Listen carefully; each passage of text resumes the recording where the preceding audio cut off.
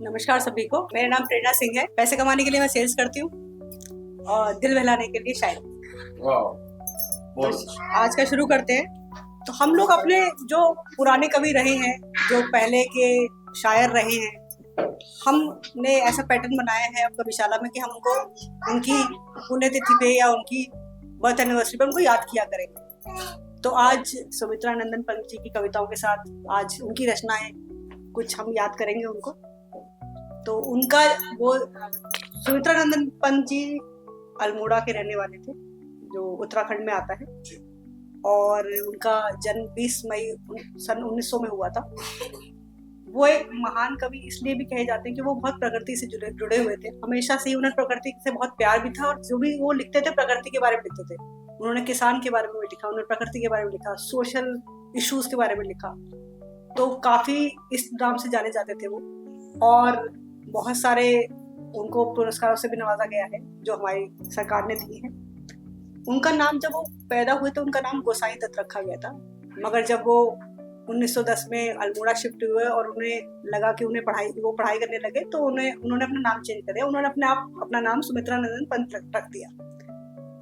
तो शिक्षा प्राप्ति तो उनको हुई, लेकिन कभी हमेशा उस टाइम जिस टाइम वो पैदा हुए थे उस टाइम आर्थिक स्थिति हमारे देश में बहुत लोगों की बहुत ही खराब थी।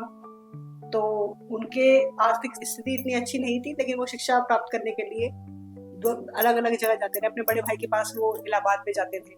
अब इलाहाबाद में जाके वो पढ़े, तब उनके समझ में आया कि आज़ादी की लड़ाई चल रही थी देश में, और गांधी जी ने सत्याग्रह भी छेड़ा था। 1921 में उन्होंने जो है असहयोग आंदोलन छेड़ा था।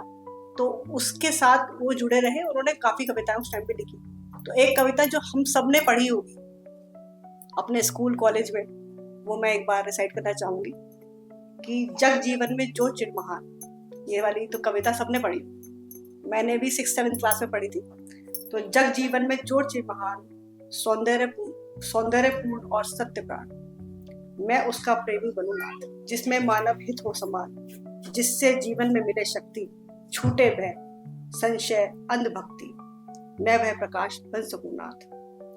मिट जावे जिसमें अखिल व्यक्ति, दिशि दिशि में प्रेम प्रभाव प्रसार, हर भेद भाव का अंधकार मैं खोल सकूं चिर मुंदे नाथ। मानव के उर स्वर्ग द्वार पाकर प्रभु तुमसे अमर दान, करने मानव का परित्राण, ला सकूं विश्व में एक बार फिर से नव जीवन का विहार, जग जीवन में जोड़ महान। मैं दोबारा से लेकर जाना चाहूंगी सुमित्रा नंदन पंत जी की जीवन के। तो 1921 में जब असहयोग आंदोलन हुआ, तो गांधी जी ने सभी छात्राओं को बोला कि जो है आप अंग्रेजी विद्यालय महाविद्यालय छोड़े, न्यायालय उस पर सबका बहिष्कार करें। तो उस बहिष्कार के समय पे सुमित्रा नंदन पंत जी ने भी बहिष्कार किया और उन्होंने कॉलेज भी छोड़ दिया जाना, और उन्होंने घर पे ही बैठकर संस्कृत, हिंदी, बांग्ला, अलग अलग भाषाओं में उन्होंने अपने लेखन लिखने शुरू करे। तो उत्तरा नामक इनकी एक रचना है, तो उन्होंने काफी रचनाएं उन्होंने करी है। उत्तरा नामक उनकी रचनाएं जो बहुत ही काफी फेमस हुई थी उस जमाने में। तो वो मैं थोड़ा पढ़ना चाहूंगी कि मैं चिर श्रद्धा से लेकर आई, वह साध बनी प्रिय परिचय में, मैं भक्ति हृदय में भर लाई, वह प्रीति बनी उर पढ़ने में। उस जमाने की जो कविताएं हैं वो बहुत उस टाइम के जमाने में ऑब्वियसली रिलेटेबल होंगी। हम लोग सोचते हैं जिस तरह से जो शब्द लिखे हैं, जो शब्द गठित करे गए हैं, वो बहुत ही अलग पैमाने पर है। जिज्ञासा से मैं आकुल मन, वह मिटी हुई तब तन्मय में, विश्वास मांगती थी प्रतिक्षण, आधार पा गई निश्चय में। तो इलाहाबाद में इनका काव्य वाचन जितना भी इनका हुआ है, इलाहाबाद में ही ज्यादा हुआ है। कुछ वर्षों तो बहुत आर्थिक संकटों से इन्हें गुजरना पड़ा। उस वक्त जो था देश के हालात भी बहुत खराब थे, तो काफी कर्ज से जूझते इनके पिता का जब निधन हो गया, उसके बाद भी उन्होंने अपना घर भी बेचना पड़ा, जमीन भी बेचनी पड़ गई। लेकिन ये बहुत उन्मुख हुए मार्क्सवादी कम्युनिटी से। तो 1931 में उन्होंने एक सुरेंद्र सिंह थे, उनके साथ जब से कोलैबोरेशन कहते हैं आज के जमाने में, वो सब किया और काफी कुछ लिखा। तो उनकी कुछ रचनाएं हैं जो बहुत ही अच्छी, बहुत ही खूबसूरत तरह से लिखी गई है। उनको हिंदी का साहित्य सेवा के लिए पद्म भूषण भी मिला हुआ है, ज्ञानपीठ पुरस्कार, साहित्य अकादमी पुरस्कार, सोवियत लैंड नेहरू पुरस्कार है। इन सब पुरस्कारों से वो सम्मानित हुए। और किसानों के बारे में काफ़ी कुछ लिखते थे वो, किसानों से बहुत प्रभावित रहते थे, क्योंकि किसान एक स्वाभिमानी माना जाते थे कि बहुत स्वाभिमानी होते हैं किसान, और अपने ही दम पर जो है सबको ऑब्वियस जो प्रोडक्शन है वो हम लोग प्रोवाइड करते हैं। हम लोग इस टाइम ये वाली बात नहीं समझ पाते। मेरे दादाजी किसान थे, मैंने उनको बचपन में देखा है इस तरह से सुबह 4 बजे उठ के वो कुएं पे चले जाते थे पानी खोलने के लिए, सर्दियाँ या फिर कुछ सर्दी गर्मी बरसात। तो ये वाली चीज़ बहुत कम लोगों को पता होती है, क्योंकि आजकल के शहरों में लोग इतना जुड़े नहीं होते। शहर में शहरीकरण जो होता है वो उस तरह से हम लोग उन्मुक्त हैं उन सब चीज़ों से, हमें पता ही नहीं है कि किस तरह से उस टाइम किसान हमारे काम करते हैं या अभी भी काम करते हैं। अभी तो बहुत ज़्यादा इक्विपमेंट भी आ गए, उस टाइम तो कोई इक्विपमेंट भी नहीं होते थे। तो एक लिखा है उन्होंने कि फैली खेतों में दूर तलक मखमल की कोमल हरियाली। बहुत ही डीप है, मतलब ये पढ़ा होगा आपने, बिल्कुल। फैली खेतों में दूर तलक मखमल कोमल की हरियाली, लिपटी जिसमें रवि की किरणें, रवि मतलब सूरज, लिपटी जिसमें रवि की किरणें चांदी की जैसी उजली जाली। तो मिर्जा गालिब की बात हम कर रहे थे। बहुत अच्छा प्राची, बहुत खूबसूरत, बहुत अच्छा आप डीप लिखती हो। अकेले अकेले बैठ के काफी कुछ ख्याल आते हैं जो सभी लिखते हैं अपने बंद कमरों में। बरसात के साथ मेरे हिसाब से सभी शायरों का बहुत ज्यादा नाता होगा। जब बरसात आती है तो मुझे भी बहुत याद आती है। तो अभी मिर्जा गालिब साहब के बारे में बात कर रहे थे। एक किस्सा है जो मैं आपको सुनाऊं। कल मैं अपने कलीग के साथ बैठी हुई थी तो हम ऐसी बात कर रहे थे गालिब साहब के बारे में। तो एक किस्सा उन्होंने मुझे बताया, बड़ा इंटरेस्टिंग लगा, मैं भी आप लोगों के साथ शेयर करना चाहूंगी। तो गालिब साहब बड़े फटे हाल में रहते थे, बड़े दीवाने थे वो। दीवाने हम लोग वो वर्ड फटे हाल में नहीं, दीवाना is the right word for him. तो बड़े दीवाने से थे वो, अपने ही ख्यालों में रहते थे, उन्हें फर्क नहीं पड़ता था दुनिया उनके बारे में क्या सोचती है। तो ऐसे ही कुछ ऐਵੇਂ ही उन्होंने कपड़े पहन रखे थे गंदे संदे से।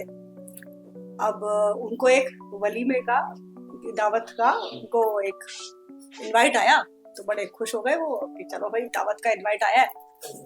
तो वो दावत में गए तो बाहर संतरी खड़ा था, राजा महाराजा टाइम की बात है।